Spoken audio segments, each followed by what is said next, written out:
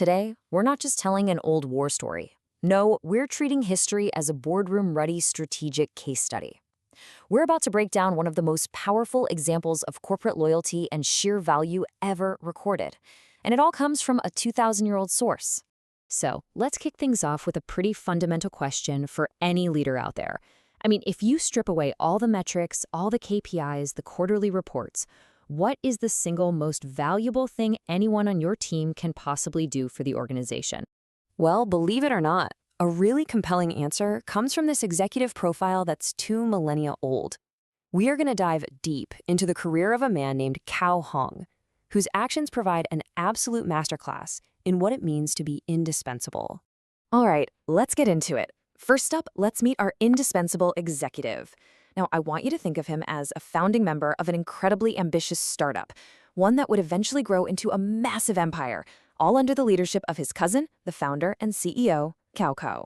And look, this profile shows you he wasn't just some family member who got a fancy title. Oh no, Cao Hong was basically an angel investor and a head recruiter right from day one.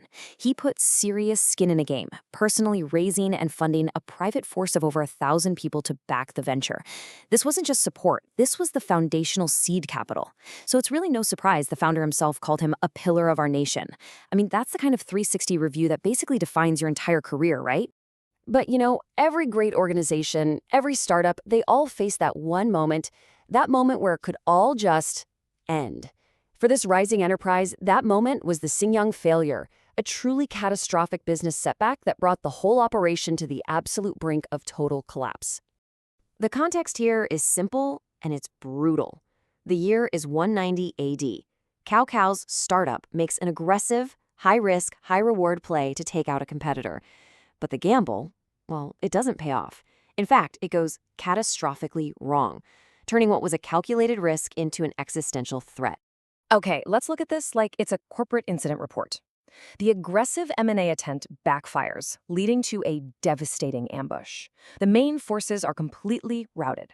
But here's the critical failure, the single point of catastrophe. The CEO, Cao Cao, has his horse, his transportation, shot out from under him. He is stranded.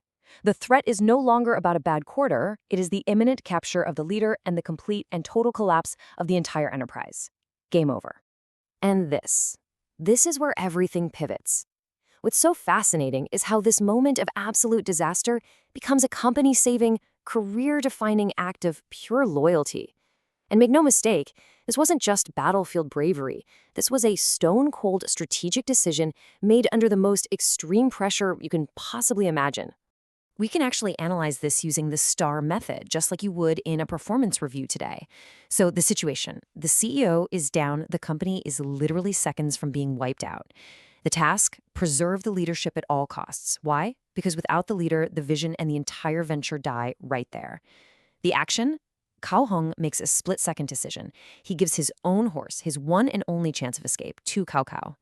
And the result? The leader survives, the organization survives. It's just a perfect case study in prioritizing mission-critical assets over your own personal survival. And this quote just brilliantly illustrates the entire mindset. Cao Hong's line has become legendary. The world can do without me, but not without you. In today's business world, that's like a VP saying, look, the company can replace me, but it absolutely cannot replace the founder's vision. It's the ultimate expression of understanding your role in the larger mission. It's a powerful lesson in succession planning and just knowing who your key people really are. But here's the thing. That incredible moment of loyalty, it wasn't a one-off, which brings up a critical business question. What was the long-term return on investment for this executive? As we're about to see, his defining moment was just the start of a 3-decade-long career of seriously high-impact performance. This is where we go from a single heroic act to a sustained legacy of incredible value. So let's really dig into this performance timeline, because this tells the real story. A decade after saving the CEO, he's tasked with defending corporate headquarters during the Battle of Guandu, which was basically a hostile takeover attempt. Then, 8 years later, he's protecting the entire senior leadership team during a disastrous retreat at Red Cliffs, preventing a bad situation from becoming a fatal one. And then, more than a decade after that, he's still on the front lines securing new markets and fending off key competitors in Hanzhong. See, this isn't just a loyal employee, this is a consistent top-tier executive delivering mission-critical results again and again and again. This is what long-term value creation looks like. So what's the big takeaway from this 2,000-year-old performance review? Well, it's a whole lot more than just a great story. It's actually a blueprint for what indispensable leadership looks like in any era. You can literally distill his entire career down to 4 core competencies you'd find on any modern leadership scorecard. First, extreme ownership.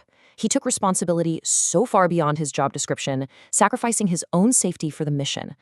Next, unwavering loyalty, a commitment proven not just in one dramatic moment, but over 3 decades of high-stakes conflict.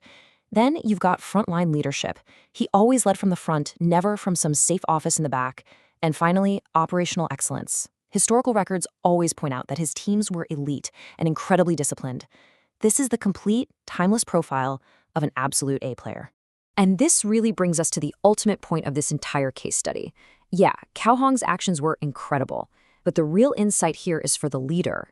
It's about having the ability to recognize exactly what, and more importantly, who is truly indispensable for the survival and success of your mission. It's about talent retention at the highest possible level. So I'll leave you with this. It's a question to take back to your own organization. When that unforeseen, enterprise-threatening crisis finally hits, and trust me, it will, who is your Cao Hong? And maybe even more importantly, what are you doing today to make sure they know their value?